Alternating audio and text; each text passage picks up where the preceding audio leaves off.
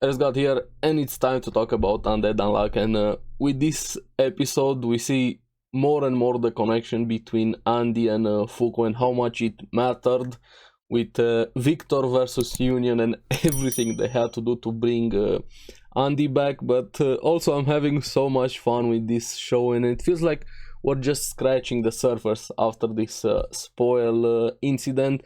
I'm liking all of the Union members. Feels like we're slowly getting to meet more and more and get to know them more. Especially Top was quite fun in this episode, and next week is also looking to be very interesting. But before that, let's get into this episode and how they handled Victor. Now, it picks up straight from last week. We have Union versus Victor, especially Jews being at the forefront versus him, keeping the main one busy, so to say, and all of the others having to fight the clones. Just shows how overpowered Victor is, being able to keep all of them in check. And I don't think he was being fully serious, honestly, because he could have probably beaten them or killed them much easier if he was a bit more focused. This felt also more like a test from him, kind of trying to figure out all of their powers, how everything works, even though he doesn't fully acknowledge them. He doesn't also think they're this trash, so to say. But during the fight, we also have Top, which seems to have like a moving ability, speed ability. Was it just not stopping while he saved Shen and Fuko? Or he fully couldn't stop once he triggers his power. I don't fully know his condition, but he's kind of like a speedster in a way. Now, I liked how Shen had to string the staff well, Victor knocked it down, so nobody gets hurt thanks to it. Also, the samurai guy, according to Victor, seems to have a hardening ability of swords. But what I liked this episode MVP was Fuko. While she got saved at a safe distance there, she instantly asked to go back for Andy and Shen entrusted her. He even gave her a pistol and the memory artifact thing. They have to bring Andy back. Now, the comedy was there, especially between Top and Fuko calling each other brat back and forth. But during the fight, Victor, like I said, was analyzing their powers. One of them had body full of artifacts. He was curious how he was holding all of them together. The samurai with the hardening ability. Jews, apparently they beat Burn, the Yuma. Somehow she's able to control it a bit, having that flame sword. And they did some of the other quests also. I'm very interesting about next week with the quest results. But here we have Fuko. She had a plan. She instantly jumps on Victor, the main one, with boobs to the face motorboat. Just to trigger the unlock. But since her power works only on people that she cares about, they're gonna have to have Andy back at least for 1 second. Darren, I like how she tried to jump the card in. Now, this is the plan. Just bring Andy back just for a bit so the unlock triggers, and everybody else having to keep Victor busy and protect Fuko. But what was curious here was that Victor said he is the original. So who is Andy? How did Andy came to be if Victor is in fact the original? I'm gonna assume he was speaking that right. Can't see Victor like being the liar type or making up things. So I'm even more curious about their relationship. What happened? Is he a split personality? Is he part of the power, personification of the power? Is it an artifact? I don't know. So I'm very curious how exactly Andy came to be, because so far I like both of them. Andy is this Giga Chat pure of energy, just doing everything he wants, however he wants, kind of has this freedom. I like him quite a lot. And also Giga Chat at the same time, very emotional, how he cares for people, how far he's willing to go for them. But I also like characters like Victor, this hardened, experienced warrior, which I have a lot of questions for him regarding the world and everything he knows. But here, that's is why I said it's kind of like a test, and he wasn't fully against them, so to say, saying, hey, you have an extra seat after you defeat the Burn, after they did the quest. So let's just go on, kill these two and get more stronger negators for the Union here. So he at least wanted to get rid of Fuko and Andy. Maybe not fully. I'm really curious when we're gonna see Victor again. Probably not so soon after everything that happened this episode.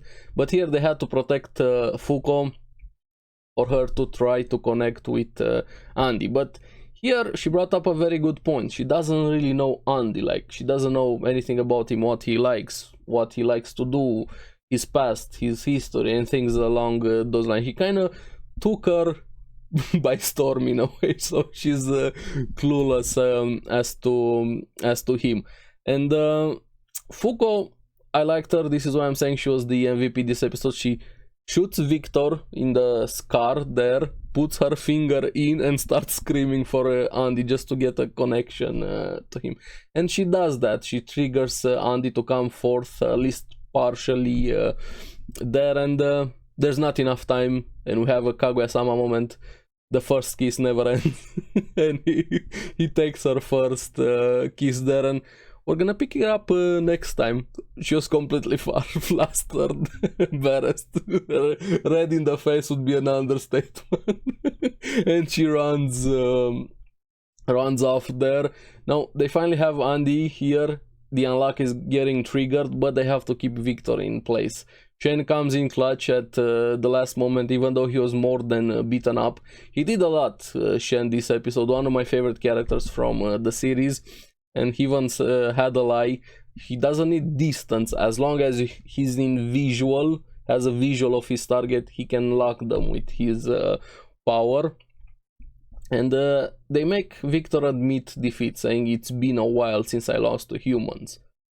So what else have we been fighting besides Yuma? And I have so many questions about the roles here, but at least they finally defeated Victor here, with meteors crashing down, everything burning around them there. And after that, Fuko instantly goes in the crater after Andy, just showing how much he cares for him, with the card smashing it down. But water comes crashing down. Now Andy saved her, probably. There we see it, one frame a bit. He takes his arm, and after that she wakes up in bed, nice room there, full of books in the background, and Andy kind of read the full manga that we got probably in episode 1 while she was recovering.